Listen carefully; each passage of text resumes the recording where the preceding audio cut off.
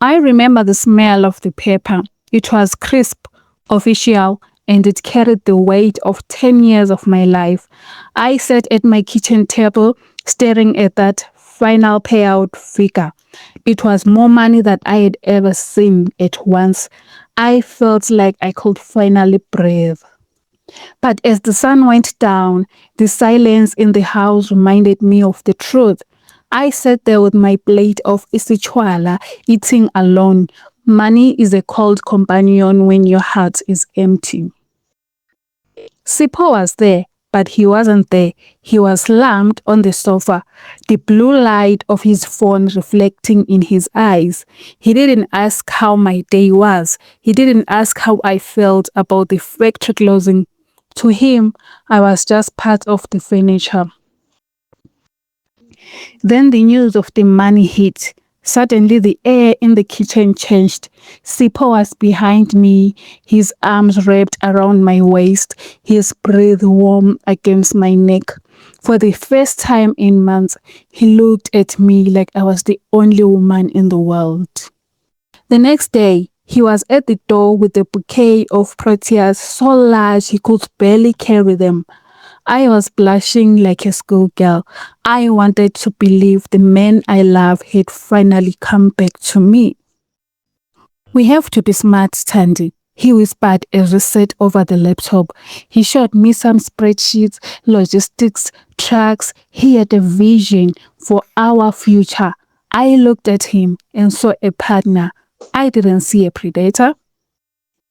I remember the weight of his hand on my shoulder as I signed. It felt like support, but now I know it was a grip. With one signature, I handed him the keys to my life.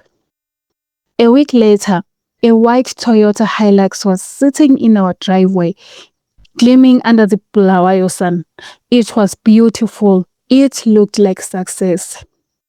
We stood there together, Sipho holding those keys up like a trophy. I felt so proud. I saw the neighbors looking through their fences, and for the first time, I felt like I was the one people envied.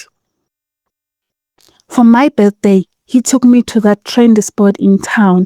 He gave me a small beaded bracelet, a tiny thing compared to what I had given him. But I didn't care. I watched him pay the bill with such authority. I felt taken care of. I laughed with my friends, pointing at him. He spoils me, I told them. I let them believe he was the provider.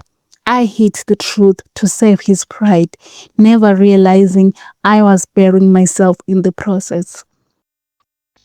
But the lies started to leak. I woke up at midnight, my phone glowing with a notification. A withdrawal, a large one. I looked at Sipho sleeping beside me, and for the first time, cold fear settled in my chest. I woke up at 5 a.m. to a house that felt too quiet. I opened the wardrobe and my heart stopped. Every shirt, every pair of shoes, gone. Just empty wire hangers clinking in the draft. I ran outside.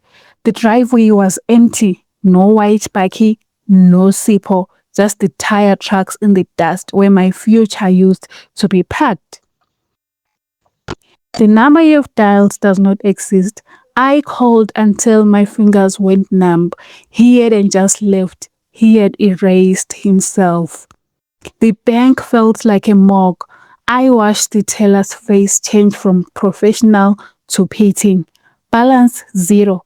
10 years of my hard work gone in 10 days of his love. I had to survive. I stood at the pawn shop counter, placing my gold earrings down. I felt smaller than I ever had in my life. Walking through Bulawayo is now different. I carry my bags and I lower my head. I see my friends in distance and I turn away. The shame is a heavy coat that I can't take off. And now, I sit here on the floor of my mother's house. I'm back in the room I grew up in. Sometimes I go on Facebook and see my old workmates. Nomsa has started her poultry business. Vongani has finished his house in Country Park. They took their money and they built lives. I took my money and I built a man who didn't even exist. The sun is coming up now. I'm standing on the veranda, looking at the horizon. It hurts to start over again at my age. It hurts to be back at my mom's house. But as the light hits my face, I know one thing. He took my money and he took my pride, but he didn't take my life. I'm still here. In this time, I'm building for myself.